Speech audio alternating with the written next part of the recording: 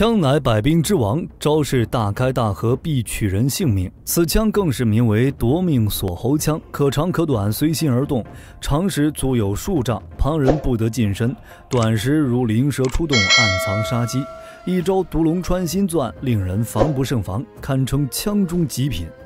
清康熙年间，少林弟子与天地会联合，意图反清复明。其中最令朝廷忌惮的，便是洪熙官。某日，洪熙官收到消息，急忙赶回，却发现家中老少尽遭毒手，急忙闯入屋里，破开墙壁。幸而幼子洪文定被藏起来，逃过一劫。从此，父子二人为躲避朝廷追杀，只能亡命天涯。洪熙官将家人尸首火葬，师弟马宁儿骑马赶来，痛心疾首，感叹自己来迟一步。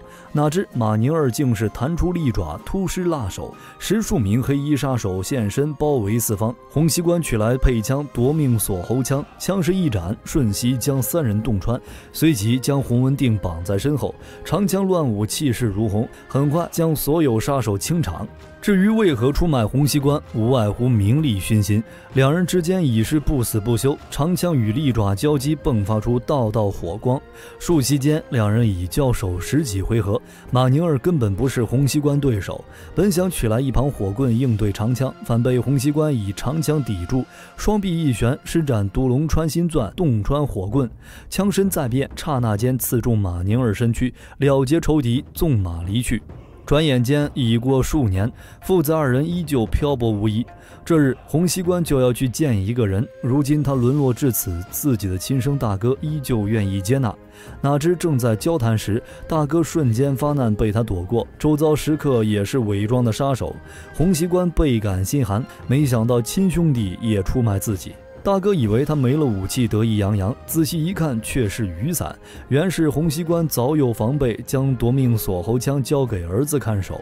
此时枪出如龙，瞬杀众人，接着抛出枪头将大哥截下。大哥还想求饶，洪熙官借此告诫洪文定，对待敌人绝不能有仁慈之心。楼下刚好有一名富商打算买下卖身葬母的美貌女子，见洪熙官武功不错，就要请她做自家保镖。洪熙官本无兴趣，奈何囊中羞涩，自己不要紧，却不想儿子跟着受苦，只好答应下来，跟着富商回府。富商十分满意，这次出门不仅带回一名强力保镖，还收获了一名绝世美女。可洪熙官身为习武之人，自然看出女子也有功夫傍身，只是不想多生事端，才并未声张。他的猜测无错，女子红豆并非良善，母亲也是依靠闭气功装死。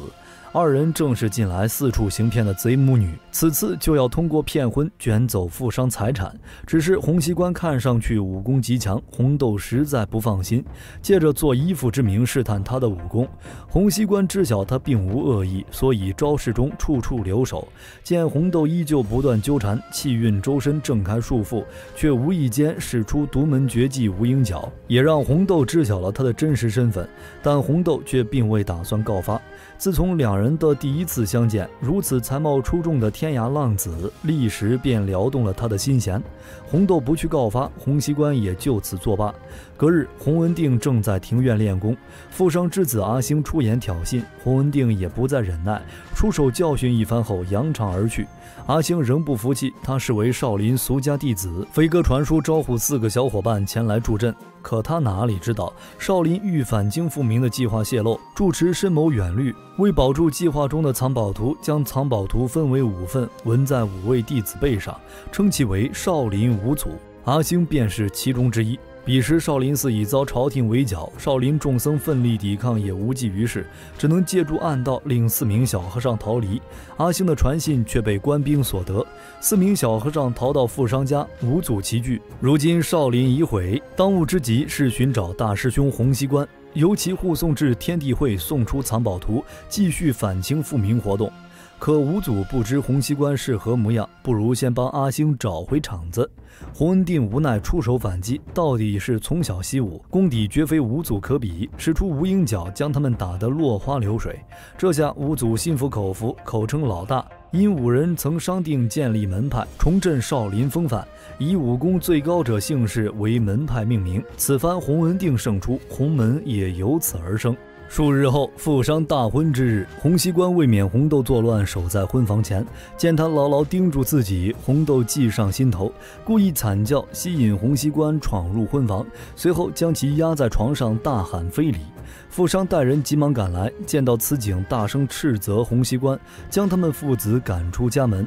洪熙官自知百口莫辩，只好离开，却被洪文定看破心思，自家老爹肯定是喜欢上了红豆，哪怕洪熙官矢口否认，也掩饰不了他内心的波澜。此时父子二人察觉一队官兵正向着富商家杀去，未免走漏风声，官兵将在场宾客尽数杀死，红豆母亲阿倩也混在其中，靠着闭气功装死躲过一劫。可躲得过初一，躲不过15，幸得洪熙官父子及时赶来挡住追兵。两个官员见是洪熙官，喜出望外，怎料一个照面就被洪熙官挑翻在地。此时阿星急急跑来，洪熙官一把抱起，洪文定却落入敌手。一辆硕大的铁车停在院中，车中跳出一人。洪熙官定睛一看，竟是本该多年前就死在他枪下的马宁儿。原是当年马宁儿未死，被西域妖僧以毒汁日夜煎熬，虽容貌尽毁，形象狰狞，却也因此功力大增，刀枪不入。之前少林寺被毁，便是由他统领，师父智善也是死于其手。阿星将藏宝图之事告诉洪熙官，另外4名小伙伴已经被抓，意味着阿星绝不能再有闪失。可任凭夺命锁喉枪如何凌厉，也奈何不了刀枪不入的马宁儿。这时红豆闻声寻来，见洪文定被抓，当即飞身来救，未料一时大意，反被对方以毒镖重创。洪熙官见状，挡住官员，让他带着阿星先走，可官兵人多势众，他无奈之下只好暂且撤退。城郊破庙中，红豆醒来后发现自己衣衫不整，洪熙官见他中毒已深，情急之下只能将毒素吸出。红豆顿觉羞愤不已，明明她还是个黄花大闺女。洪熙官主动说出会承担责任娶她为妻，也正好随了他的心意。正在两人你侬我侬之时，被赶来的阿倩打断，三人商议如何营救洪文定等人。阿倩主动请缨，准备挟持官兵中的僧人，哪知一回头才发现今日正是清军阅兵之时，不出意外，阿倩被当场擒下，洪文定等人也在此处。此时洪熙官赶来，强行破开墙壁，叫5人先走，随后一枪一个将清兵尽灭，飞身将阿倩救下。此时马宁儿驾驶铁车出现，洪熙官便叫阿倩先走，自己留下独战马宁儿。